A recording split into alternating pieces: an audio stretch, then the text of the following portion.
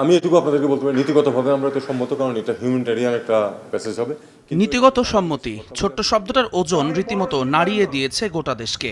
এই সিদ্ধান্তের সঙ্গে আমাদের স্বাধীনতা, সার্বভৌমত্ব এবং ভবিষ্যতে এই অঞ্চলের শান্তি স্থিতিশীলতা জড়িত আছে।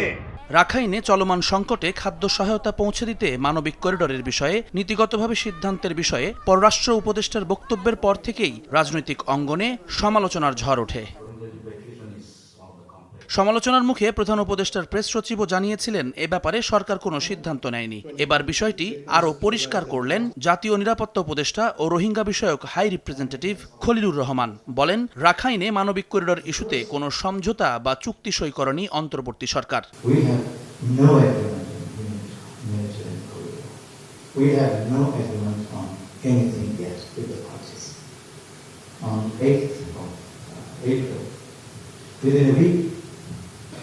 From a certain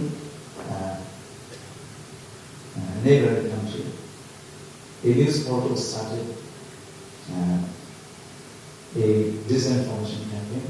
নিরাপত্তা উপদেষ্টা আরও বলেন, মিয়ানমারে কোনো প্রক্সি যুদ্ধ করতে যাচ্ছে না বাংলাদেশ। প্রতিবেশী রাষ্ট্রের গণমাধ্যমের এমন প্রোপাগান্ডার সমালোচনা করেন খলিলুর রহমান।